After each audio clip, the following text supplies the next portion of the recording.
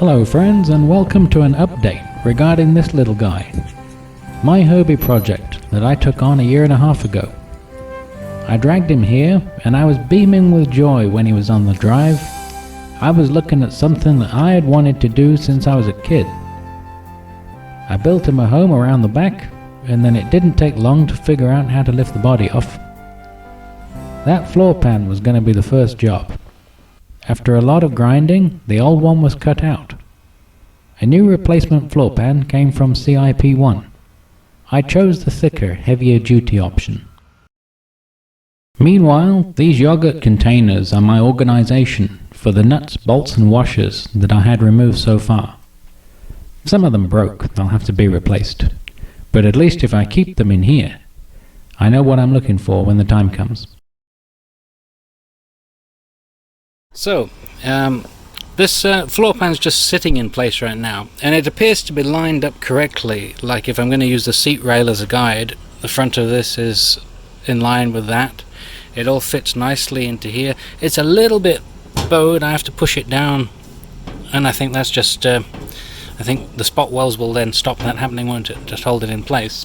But I mean, it's not as though it's pushing up against the front. It's like there's a little bit of a gap there. I think it's just the shape that the floor pan is got into right now. It's all pushed up tight here, tight fit against there. The original one was welded down, there was welds down here, so I guess I have to do the same thing with this. So here's where the problem is. It's on this corner here.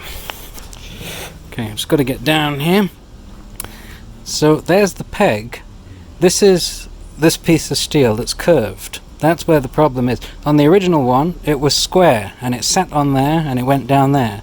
But because this part has a curve in it, it just rests on the edge of the peg, and so the hole for the spot weld is 1/4 of an inch above. That problem was solved by a little reshaping with a hammer.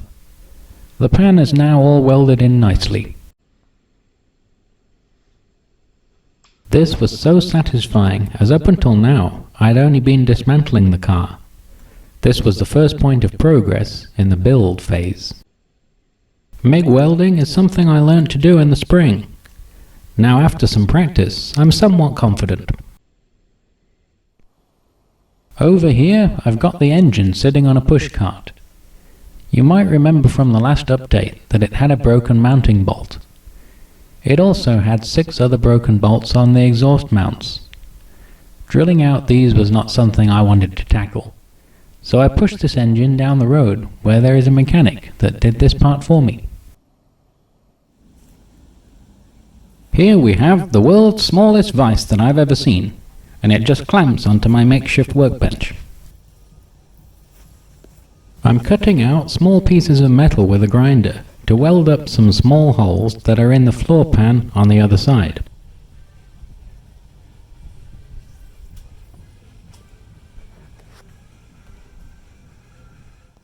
A few weeks later, all the holes in the driver's side floor pan were welded up. Then it was treated with the KBS Rust Blast and the black rust seal paint.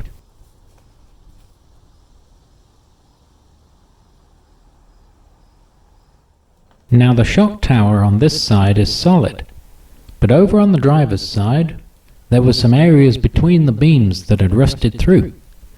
I cleaned it out and I shot wax oil inside it.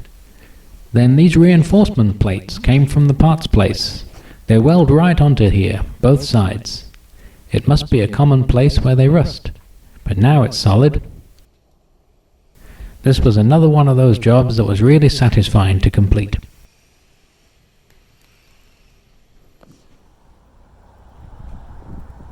The next week, winter arrived. That stops me going out as much, although I figure if I get a little radiant heater, it might just warm up inside there enough to do some small jobs.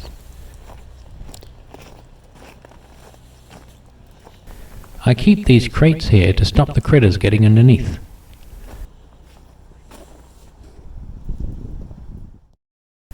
I haven't finished treating under the chassis with the rust blast yet.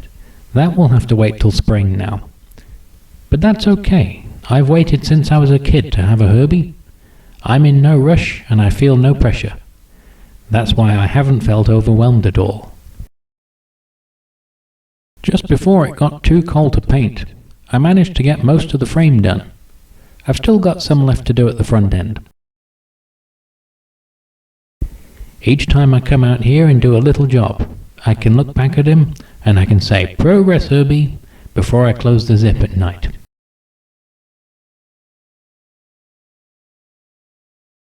My motivation for this project is that I'm fulfilling a childhood dream that stemmed from having grown up watching all the Herbie movies.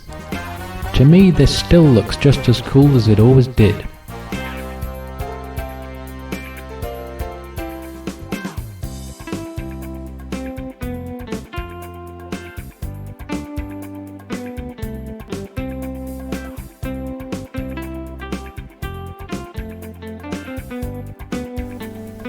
Then, as I found out at the 50th anniversary, the friendships and the community this car still creates today are life-changing.